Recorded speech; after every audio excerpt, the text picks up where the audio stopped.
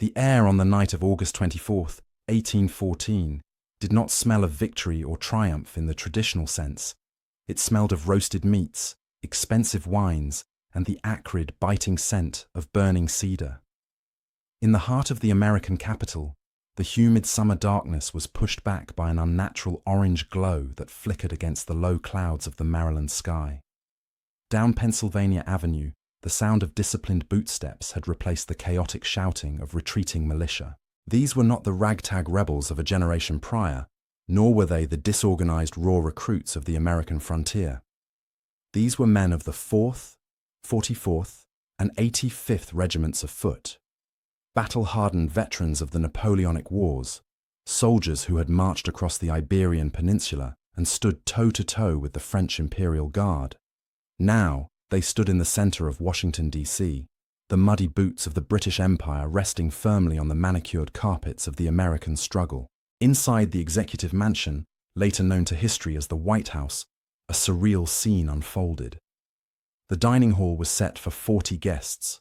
Crystal goblets sparkled in the candlelight. Silver platters held cooler upon cooler of wine. It was a victory feast prepared for President James Madison and his generals, intended to celebrate the defeat of the British invaders. But the president was gone, having fled into the Virginia woods hours earlier, leaving the meal steaming on the table. In his place sat Major General Robert Ross, the gentleman commander of the British Expeditionary Force, and Rear Admiral George Cockburn, the Royal Navy's ruthless enforcer in the Chesapeake. They did not flip tables or smash windows in a fit of rage. Instead, with the calm detachment of officers who had seen empires rise and fall in Europe, they sat down and ate the president's dinner. They toasted the health of the Prince Regent with the president's own wine, the clinking of glass the only sound in the abandoned mansion. Once the meal was concluded, the business of war resumed. The order was given not with a shout, but with a quiet nod. Soldiers piled furniture in the center of the grand rooms, mahogany chairs, velvet drapes, and tables of exquisite craftsmanship. Torches were applied. The fire caught quickly, fed by the varnish of the furniture and the dry timbers of the roof. Outside, the disciplined ranks of redcoats watched as flames licked up the exterior walls, blackening the white stone. The Treasury building burned nearby. The Capitol building, the very seat of American democracy, was engulfed, its library and legislative chambers turning to ash. To the American observers watching from the distant hills, it looked like the end of their young republic. To Admiral Cockburn, riding a mule through the burning streets with a triumphant air, it was long overdue retribution, a receipt paid in full for the American burning of the Canadian capital of York a year prior. But to understand how a British army came to be eating the president's dinner and burning his home in 1814, one must look back 2 years earlier, to a time when the idea of a British victory in North America seemed not just unlikely, but statistically impossible. The story of this war does not begin with British strength, it begins with British desperation. In June of 1812, the British Empire was not looking toward America. Its eyes were fixed in a terrified stare across the English Channel. Napoleon Bonaparte was the master of Europe. His Grande Armée, hundreds of thousands strong, was marching toward Russia. Britain stood alone, an island fortress bankrupting itself to fund coalition after coalition to stop the French war machine.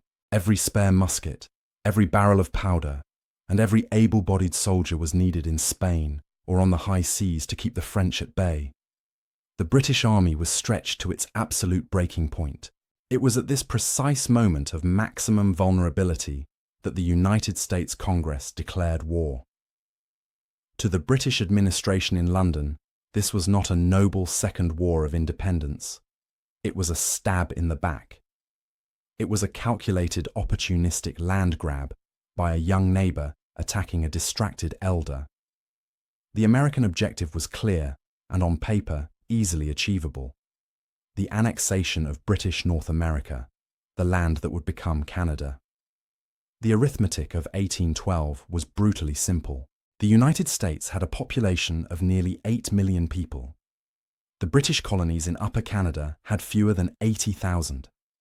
The American border was lined with populous states and militias ready to march. The Canadian border was defended by a skeleton crew of British regulars, widely scattered and poorly supplied. Thomas Jefferson had famously remarked that the conquest of Canada would be a mere matter of marching. He was not necessarily wrong. The British garrisons were outnumbered 10-1, sometimes 20-1. There were no reinforcements coming from London. Wellington needed every man for the peninsula. The defence of half a continent fell to a handful of regiments, primarily the 41st and the 49th, and the few thousand Canadian militia who might, or might not, show up to fight. By all rights, the map of North America should have been redrawn in the summer of 1812. The Union Jack should have been lowered from Halifax to Detroit, replaced by the Stars and Stripes. That it was not is one of the great anomalies of military history. It is a story that defies the numbers, written not by the overwhelming force of American industry, but by the audacity of a few desperate men who decided that if they could not outnumber the enemy, they would have to outthink, outscare, and outfight them. Before the fires of Washington could burn in 1814, the British first had to survive the impossible summer of 1812, and the key to that survival lay in the hands of a charismatic British general and a visionary Shawnee chief, who were about to teach the Americans that war is not merely a matter of marching. In the summer of 1812, the fate of the British Empire in North America rested on the shoulders of Major General Isaac Brock. Brock was a man cut from a different cloth than the typical aristocratic officers of the era. He was tall, imposing, and possessed a restless energy that chafed against the defensive caution usually prescribed for outnumbered commanders. While the Governor-General of Canada advocated for a passive defense, essentially a slow retreat to Quebec, Brock understood that a defensive war was a losing war.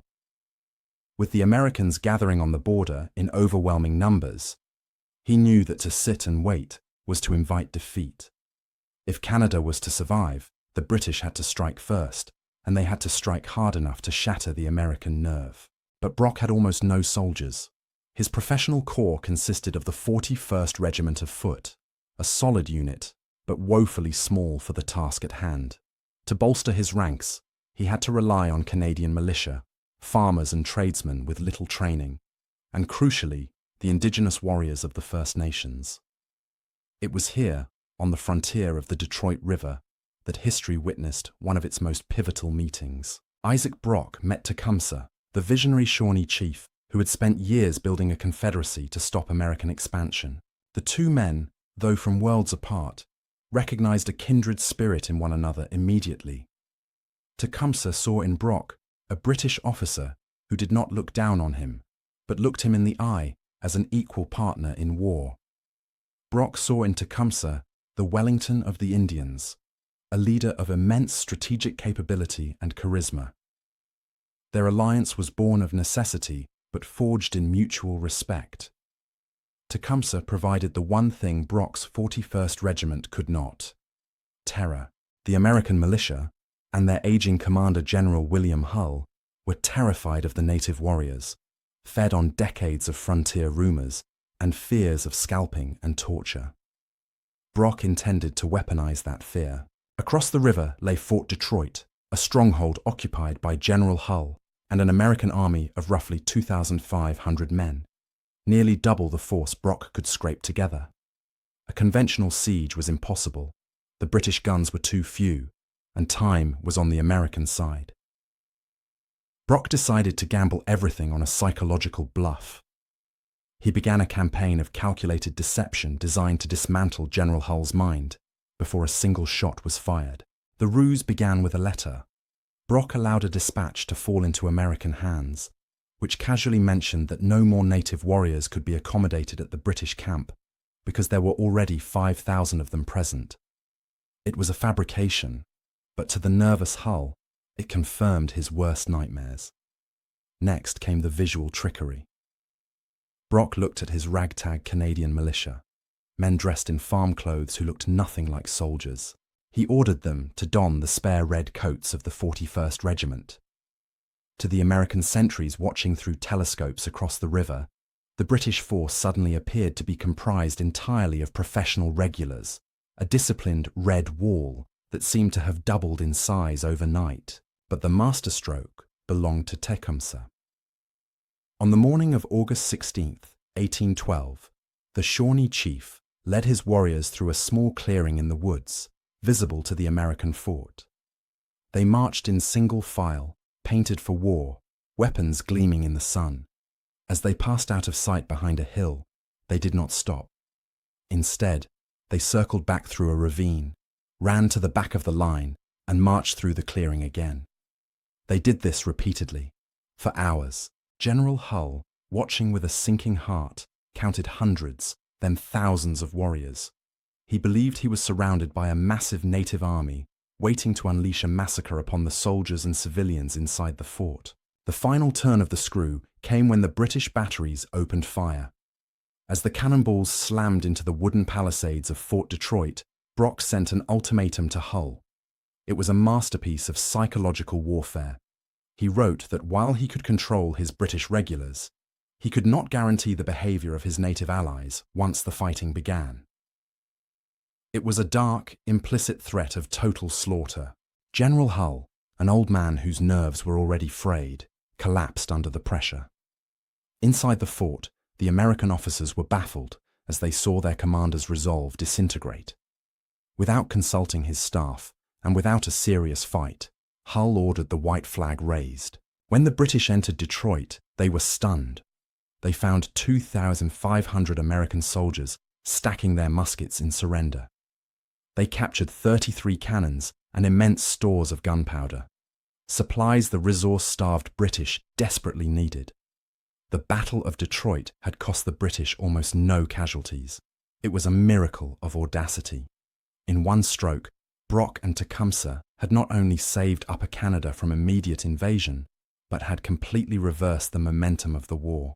The legend of the invincible British redcoat and the terrifying native warrior was cemented in the American psyche, buying the Empire valuable time. But the euphoria of Detroit would be short-lived. The war was far from over, and the tragedy of war was about to claim its first great hero. The humiliation at Detroit sent shockwaves through Washington, but it did not end the war. If anything, it hardened American resolve. The conquest of Canada was no longer just a strategic objective. It was a matter of national honor. By October of 1812, the leaves along the Niagara River were turning the color of blood and gold, and a new, larger American invasion force was massing on the New York side of the gorge. Their target was Queenston Heights, a dominant ridge of escarpment that overlooked the rushing waters of the Niagara River. If the Americans could seize the heights, they would command the gateway to Upper Canada. In the pre-dawn darkness of October 13th, the silence of the river valley was shattered by the dip of oars and the crack of musketry. American boats pushed into the swirling, treacherous currents, aiming for the Canadian shore. The British defenders, a thin screen of the 49th Regiment and local militia, opened fire, but the Americans, driven by numbers and desperation, managed to land. Through a mix of luck and daring, a detachment of American troops found a fisherman's path, a narrow, unguarded goat trail leading up the steep cliff face. While the British were focused on the landing beach, these Americans scaled the heights and seized the British artillery battery overlooking the river. The Union Jack was struck down, the Stars and Stripes was raised. The British had lost the high ground. General Isaac Brock was miles away at Fort George when the sound of distant cannons rolled across the morning air. He did not wait for his army to assemble. True to his nature, he mounted his horse, Alfred, and galloped hard toward the sound of the guns, his personal staff struggling to keep pace. He arrived at Queenston completely mud-splattered, his uniform bright scarlet against the grey autumn sky. What he saw was a disaster in the making. The Americans held the heights, digging in. If they were allowed to fortify that position, the Niagara Peninsula would be lost. Brock knew that time was the enemy. He could not wait for the main body of reinforcements. He had to retake that battery immediately. Dismounting his horse, he drew his saber and rallied the scattered men of the 49th and the York Volunteers. With a calm that belied the chaos around him, he led them on foot, charging straight up the steep, rain-slicked slope toward the American guns.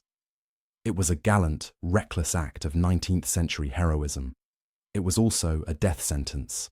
Brock was a massive target, tall, commanding, and conspicuous in his general's uniform. As he urged his men forward, an American marksman in the brush stepped out, leveled his musket, and fired from barely 30 yards away. The ball struck Brock in the chest, piercing his heart. The savior of Canada fell without a word, dying almost instantly on the wet grass of the hillside. The British charge faltered and broke. Their leader was dead, the heights were still in enemy hands, and it seemed that the miracle of Detroit was about to be undone by the tragedy of Queenston. But the battle was not over. As news of Brock's death spread, it did not induce panic. It induced a cold, vengeful fury. More crucially, the sounds of the battle had drawn the attention of the British Empire's most terrifying allies. From the woodlands surrounding the heights emerged the warriors of the Grand River Mohawk, led by chiefs John Norton and John Brant. They did not charge in a line. They moved like ghosts through the trees, their movements masked by the smoke. Suddenly, the Indian yell pierced the air, a high-pitched, undulating war cry that curdled the blood of the American militia on the heights.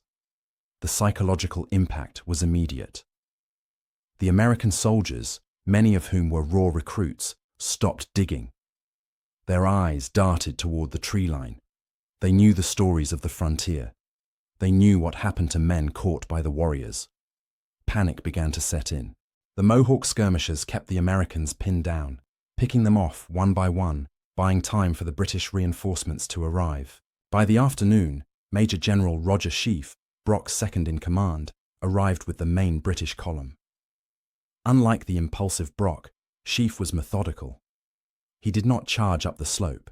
He marched his men around the flank, climbing the heights from a safer approach to join the Mohawks. The combined force, Redcoats, Canadian militia, and native warriors, formed a tightening noose around the American position. With bayonets fixed, the British line advanced. The Americans, trapped between the oncoming wall of red wool and steel and the sheer drop of the Niagara cliffs behind them, broke completely. The retreat turned into a rout. Men threw down their muskets and scrambled down the cliffs. Many fell to their deaths on the jagged rocks below. Others drowned trying to swim the violent river.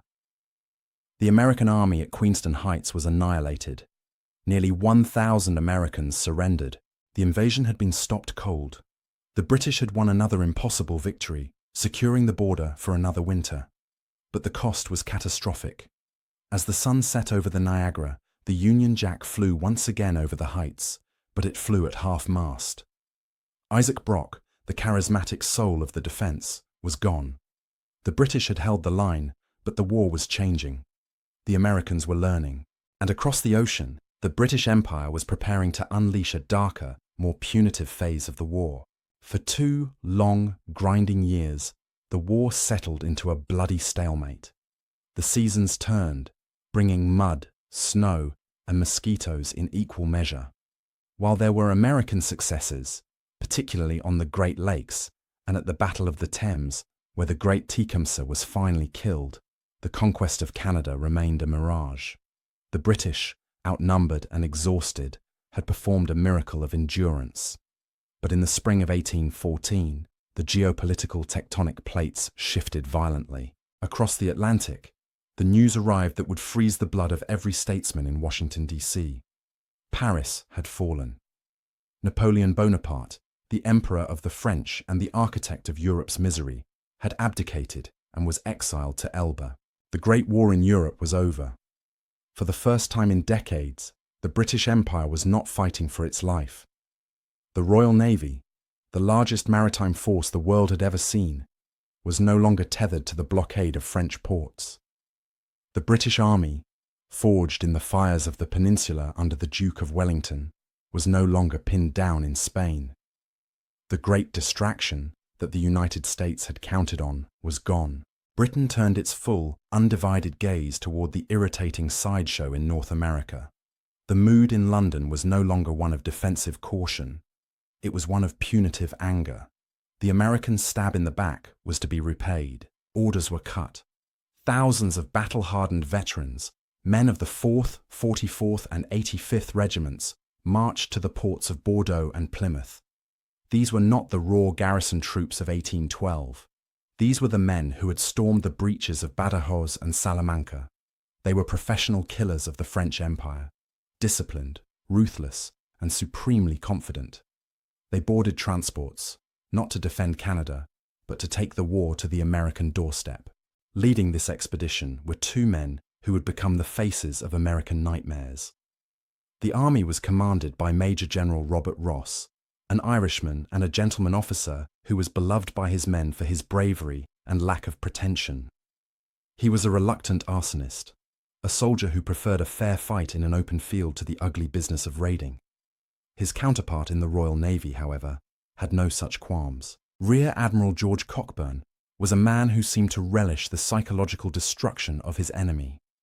He knew the Chesapeake Bay intimately, having spent months terrorizing the coastline, burning shipyards, and liberating enslaved people to serve as guides for the British fleet. Cockburn was the hawk to Ross's measured professional. He urged a strike at the heart, Washington. In August 1814, the British Armada appeared in the Chesapeake Bay. It was a terrifying sight. Forests of masts crowding the horizon, the gun ports of the 74-gun ships of the line open and menacing. The target was not immediately clear to the Americans. Would they strike Baltimore, Annapolis, Washington? The Americans, lacking a professional intelligence network, were paralyzed by indecision. They marched their militia back and forth in the sweltering summer heat, exhausting them before the enemy had even landed. On August 19th, General Ross made his move. The fleet sailed up the Patuxent River, the muddy waters parting for the deep drafts of the British transports. They dropped anchor at Benedict, Maryland, a small, sleepy tobacco port. The landing boats were lowered. There was no resistance. The British army waded ashore, their redcoats vivid against the green tobacco fields and the grey river mud. But it was not just infantry that landed. The sailors dragged ashore 3 6-pounder field guns, sweating and cursing as they hauled the iron beasts through the sandy soil. Following them were the Royal Marine Artillery, carrying a weapon that few Americans had ever seen and none were prepared for: the Congreve rocket. These were primitive, terrifying devices, long metal tubes packed with gunpowder and warheads, mounted on sticks. They were notoriously inaccurate, screaming erratically through the air like banshees. But their purpose was not precision. It was panic. The march to Washington began. It was a brutal slog. The Maryland summer was at its peak, with temperatures soaring near 100 degrees Fahrenheit. The high humidity hung like a wet blanket over the column. The British soldiers, still wearing the thick wool uniforms designed for European winters, suffered terribly. Men dropped from heatstroke by the dozens, foaming at the mouth, their bodies convulsing in the dust. Yet, under the iron discipline of their sergeants and the calm leadership of General Ross, they marched on. They moved with a relentless, rhythmic pace that signaled a terrifying inevitability. They were 40 miles from the American capital, and there was seemingly nothing in their path but cornfields and panicked civilians. As they advanced, Admiral Cockburn rode alongside General Ross, constantly whispering in his ear, urging him forward, dismissing the American militia as a rabble that would scatter at the first whiff of gunpowder. He was right. The road to Washington was open, but at a place called Bladensburg, where the road crossed the east branch of the Potomac, the Americans finally turned to make their stand. On August 24, 1814, the small village of Bladensburg became the unlikely setting for one of the most lopsided confrontations in military history. The geography dictated the battle. The main road to Washington crossed a narrow wooden bridge over the eastern branch of the Potomac here. If the Americans wanted to save their capital, they had to hold this bridge. On the heights overlooking the river, the American army had assembled. On paper, it was a formidable force. Nearly 7,000 men, outnumbering the exhausted British column of 4,500. They had dug in entrenchments and positioned artillery to sweep the bridge. President James Madison himself rode out to the battlefield, the first and only sitting US president to take the field under fire, creating a sense of momentous occasion.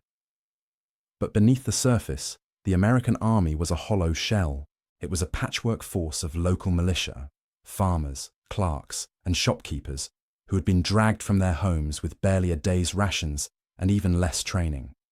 They were commanded by Brigadier General William Winder, a lawyer with little military aptitude, who had spent the previous days marching his men into a state of exhaustion trying to guess the British route. Around noon, the heat was already stifling. The dust cloud on the horizon signalled the arrival of the British. As the vanguard of the British Light Brigade emerged from the woods, they did not stop to rest or reconnoitre. They saw the bridge, they saw the Americans on the hill, and they simply kept coming. The American artillery opened fire. Cannonballs smashed into the British ranks, tearing holes in the columns. But the Redcoats did not waver. The gaps were instantly filled, the step was regained, and the march continued. It was a display of professional discipline that the American militia had never seen. The British 85th Light Infantry, led by Colonel William Thornton, sprinted for the bridge. They took casualties, men falling into the shallow water, but they surged across, bayonets fixing with a metallic rasp that carried across the valley. Once across, the British did not form a traditional static line.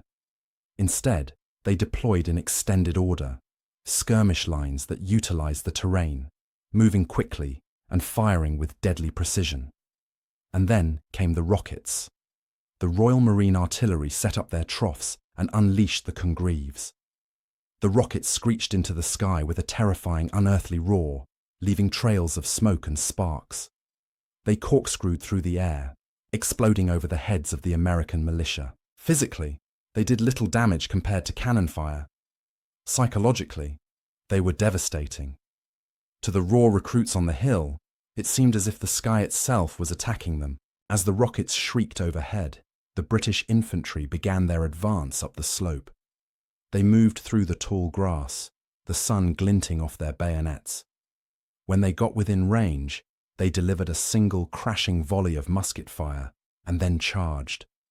The sight of thousands of combat veterans rushing forward through the smoke, screaming and eager to close the distance, was too much. The American left flank disintegrated first. Militia units broke and ran before the British even reached them. The panic was contagious. It rippled down the line like a collapsing dam. Officers shouted orders that were ignored. Men threw down their weapons and fled into the woods. The retreat was so rapid, so chaotic, and so total that the British soldiers, exhausted from the heat and the march, collapsed laughing. They could not catch the fleeing Americans. One British officer wryly noted that the Americans were too fast to be captured, leading to the battle's mocking nickname, the Bladensburg Races. Only one American unit held its ground, Commodore Joshua Barney's flotilla men. These were sailors and Marines, tough professionals who had dragged their heavy naval guns to the battlefield. They fought with savage determination, blasting the British advance with grapeshot and using their cutlasses to repel bayonet charges. They inflicted the heaviest casualties of the day on the British, fighting until they were surrounded and their ammunition was gone. Barney himself, wounded and bleeding, was captured. General Ross and Admiral Cockburn, impressed by his bravery amidst the cowardice of the rest, immediately paroled him and ensured his medical care, a moment of chivalry in the midst of slaughter. By 4 p.m. the guns fell silent. The road to Washington was wide open. There was no army left to defend the capital. The government had fled. President Madison was a refugee in his own country. General Ross allowed his men a few hours of rest in the shade of the conquered battlefield.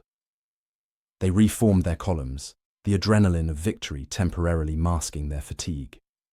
As the sun began to dip lower, casting long shadows across the Maryland countryside, the order was given to march. The destination was visible in the distance, undefended and waiting. Twilight descended upon the swampy banks of the Potomac as the British Army marched into the federal city. The silence was absolute and unnerving. Washington, D.C. in 1814 was not a sprawling metropolis.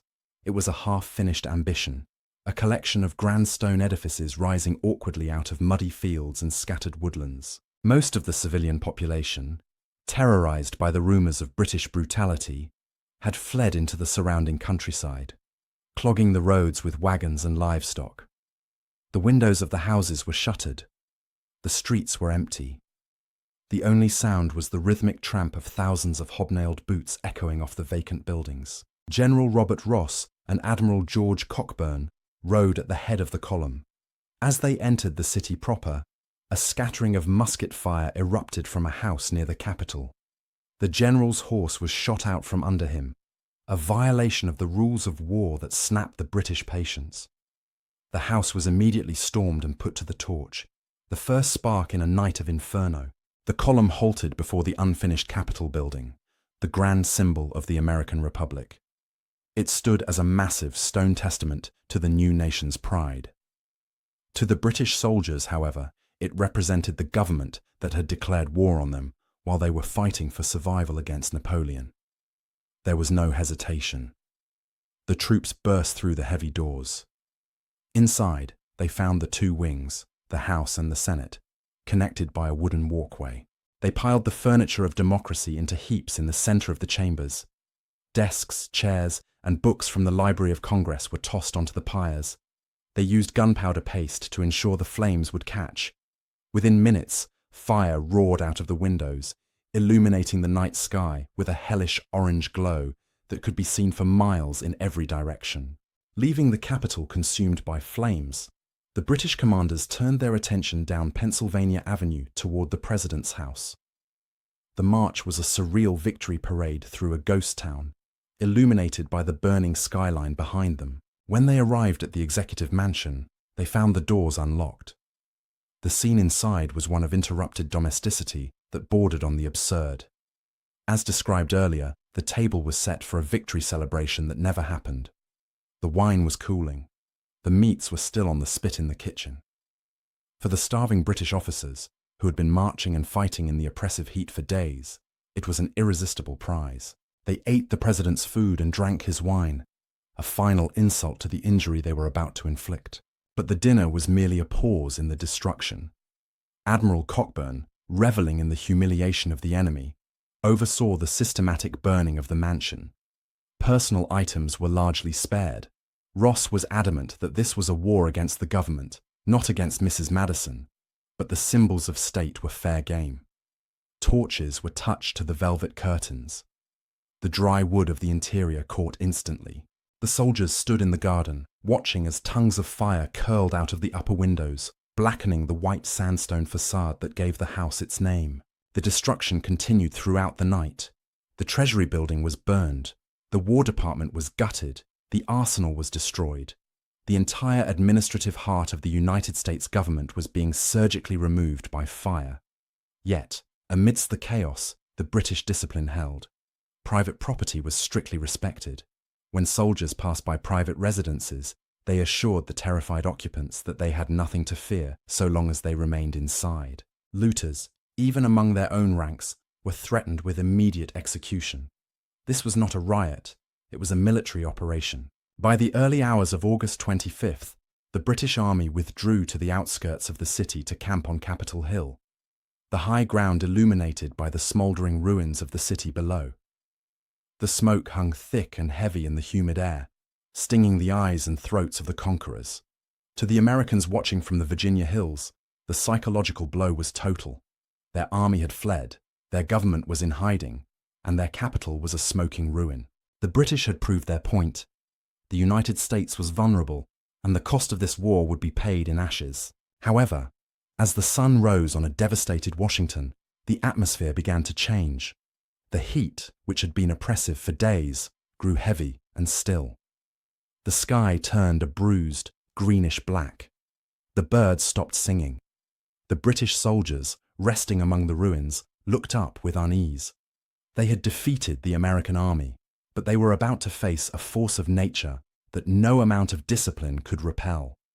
The storm that saved Washington was gathering on the horizon.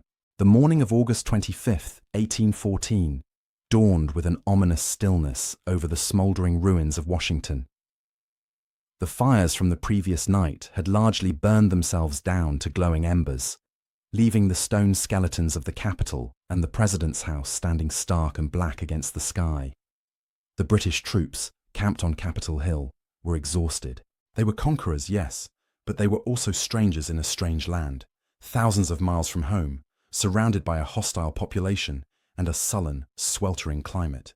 General Ross and Admiral Cockburn were preparing to continue their work. There were still government buildings to be destroyed, specifically the War Office and the offices of the National Intelligencer, a newspaper that had printed particularly vicious attacks against Cockburn. But as the officers issued their morning orders, the sky began to darken with a speed that startled even the seasoned sailors among them. It was not merely a summer storm. It was a meteorological collision of violent proportions. The heat wave that had baked the region for weeks was colliding with a massive cold front, creating a supercell of terrifying power. The wind began to pick up, whipping the dust and ash of the ruined city into blinding grey clouds. The temperature dropped plummetingly fast. Then, the heavens opened. Rain did not fall. It was driven horizontally like grapeshot. Thunder exploded directly overhead, shaking the ground with the force of artillery. Bolts of lightning struck the city repeatedly, shattering trees and toppling chimneys. The British soldiers, exposed on the heights of Capitol Hill, scrambled for cover, but there was none.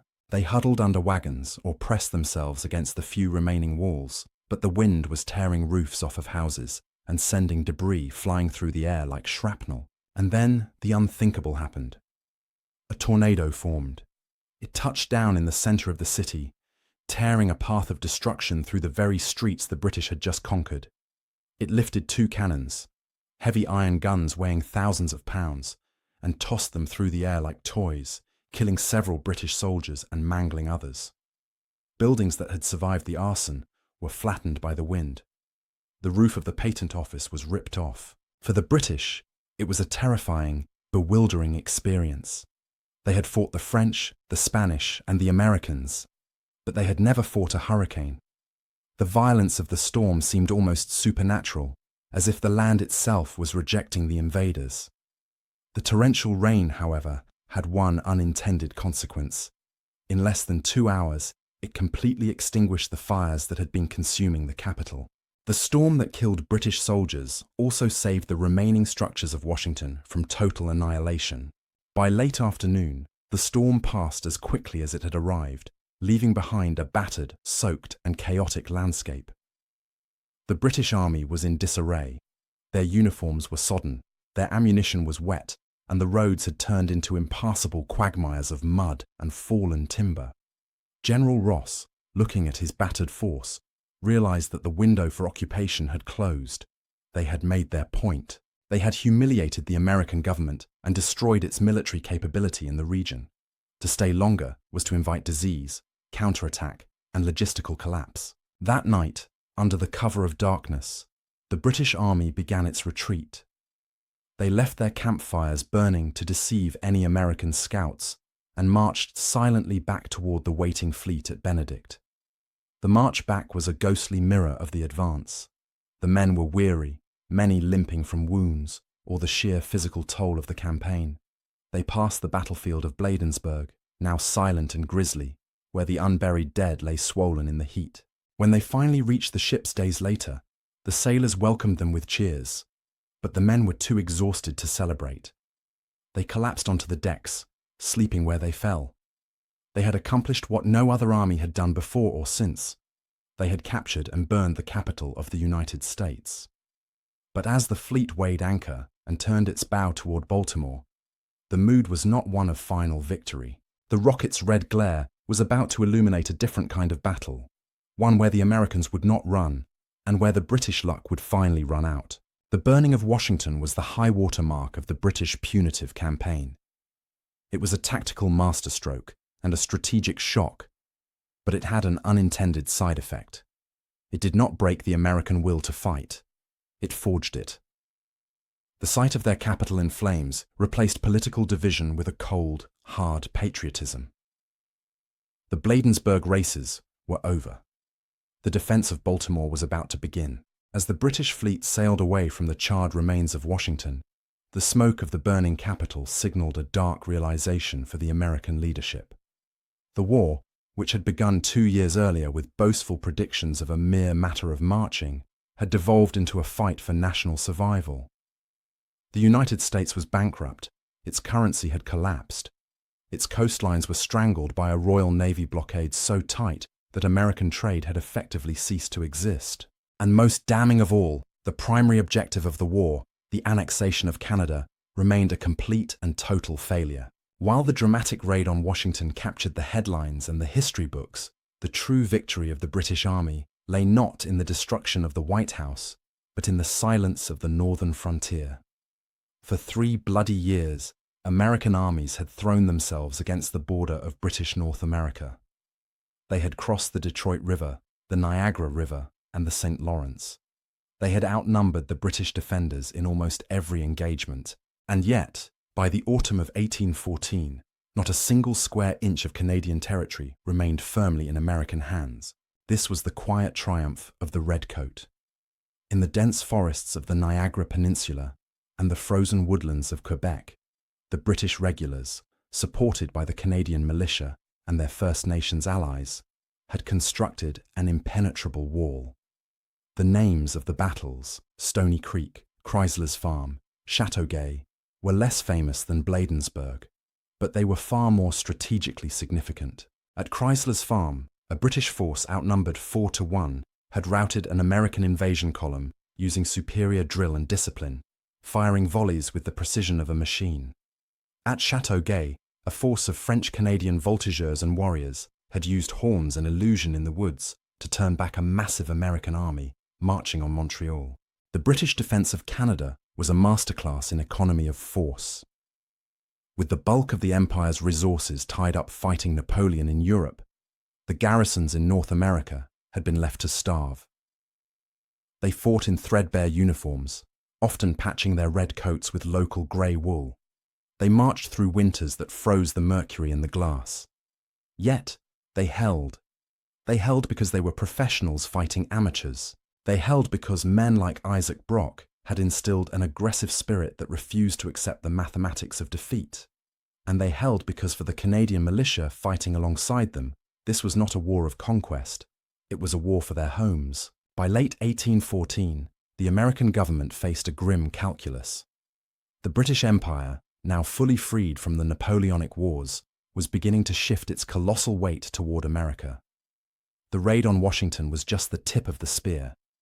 Reports were arriving of a massive new British expeditionary force gathering in the Caribbean, aiming for the strategic port of New Orleans. Another army was massing in Canada for a push south. The United States was running out of money, men, and time. Across the Atlantic, in the neutral city of Ghent, British and American diplomats met to discuss peace. The atmosphere was frosty.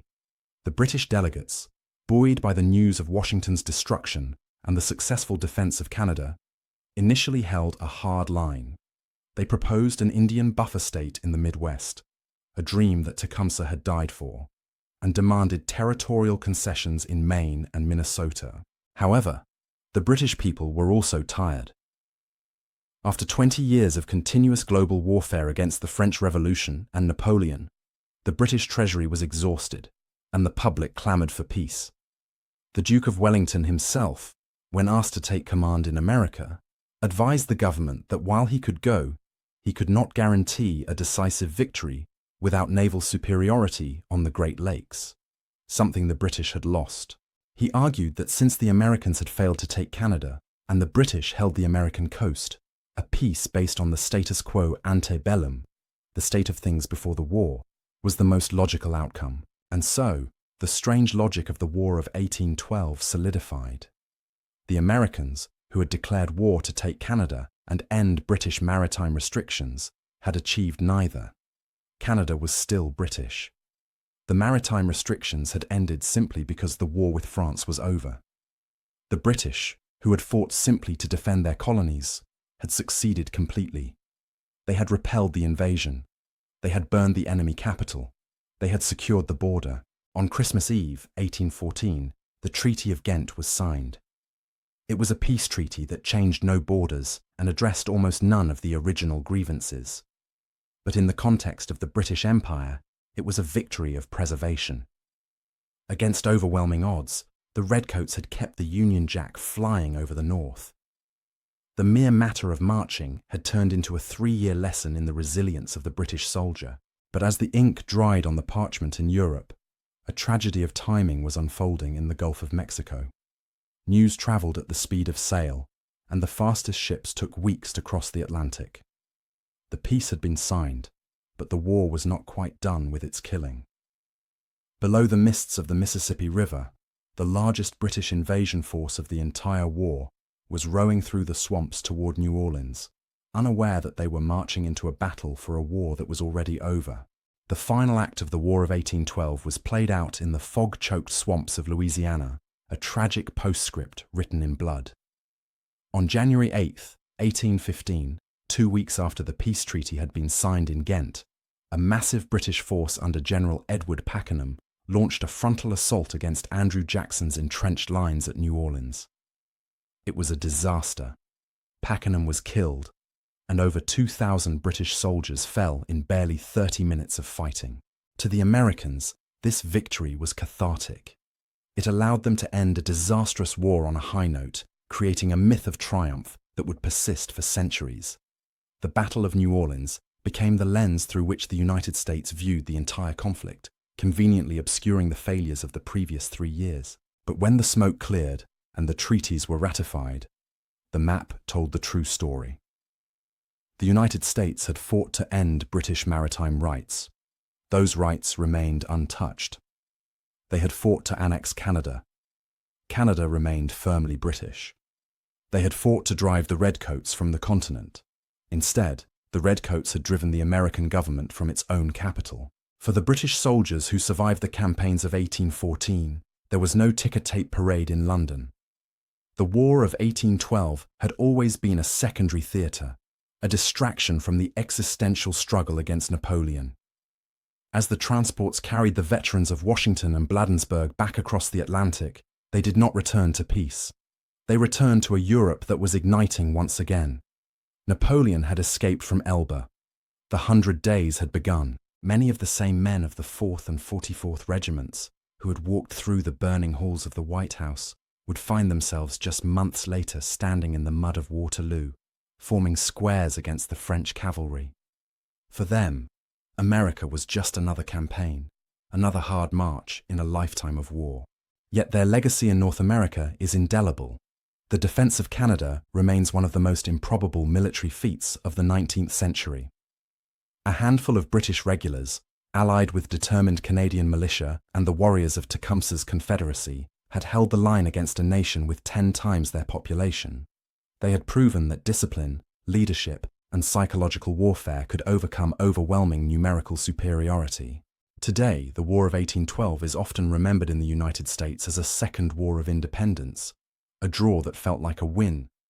But from the perspective of the British Empire, it was a clear and decisive strategic victory. The objective was the defense of His Majesty's North American colonies, and that objective was achieved in full. The border remained. The Union Jack continued to fly over Halifax, Quebec, and Toronto, and the dream of a continental United States, stretching unbroken from the Gulf of Mexico to the Arctic Circle, died on the bayonets of the British infantry.